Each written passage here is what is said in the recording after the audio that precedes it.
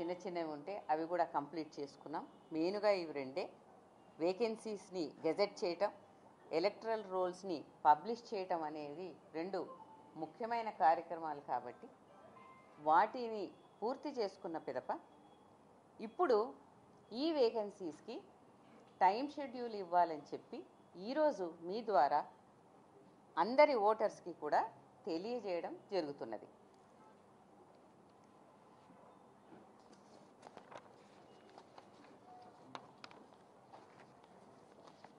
ఈ time schedule 31 జిల్లాలకు 565 మండలాలలో నిర్వహిస్తాము. ఎంపీటీసీల స్థానాలు 5749 గాను, జెడ్పీటీసీ స్థానాలు 565 గాను, పోలింగ్ లొకేషన్స్ 15302 ఎంపీటీసీస్కి, 31377గా గాను నిర్ణయించడం జరిగింది.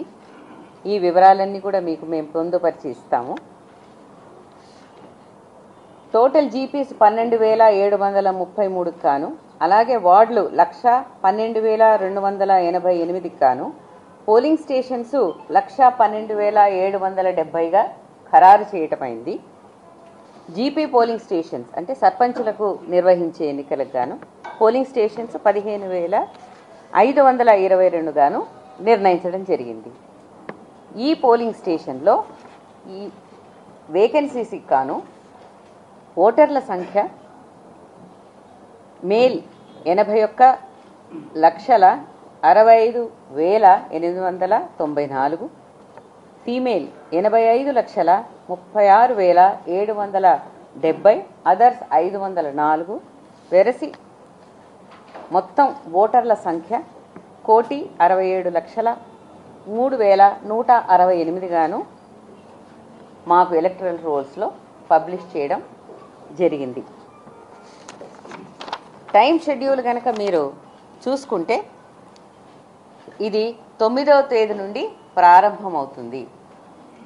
9 అంటే మనం అందరం పండగలు చేసుకున్న తర్వాత 9వ రోజు గురువారము ఉదయము ఎలక్షన్ నోటీసు అన్నది 9వ తేదీ నుంచి మొదలవుతుంది. ఆ రోజు నుంచి నామినేషన్స్ వేయవచ్చును. అయితే ఇది దఫాల వారీగా ఉన్నాయి కాబట్టి మొదట ఎంపీటీసీ అండ్ జెడ్పీటీసీ స్థానాలకు, పిదప గ్రామ పంచాయతీలు అలాగే వార్డు స్థానాలకు ఉన్నటువంటి వేకెన్సీస్కి ఈ ఎన్నికలు అనేవి నిర్వహింపబడతాయి.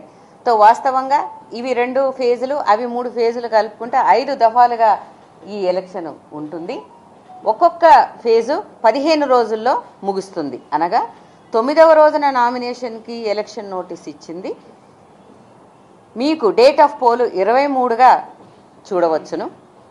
అదేవిధంగా 13వ తేదీ సెకండ్ ఫేజ్ జెడ్పీటీసీ ఎంపీటీసీలకు ఏదైతే ఉందో వాటికి డేట్ ఆఫ్ పోల్ 27గా చూసుకోవచ్చును.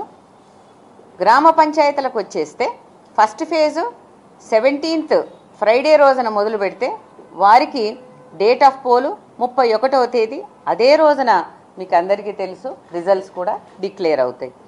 మరి సెకండ్ ఫేజ్లో 21వ తేదీకి నామినేషన్స్ మొదలవుతే 4వ తేదీకి మరి డేట్ ఆఫ్ పోలు, అదేవిధంగా వాటికి సంబంధించిన రిజల్ట్స్ కూడా అదే రోజున అవుతాయి.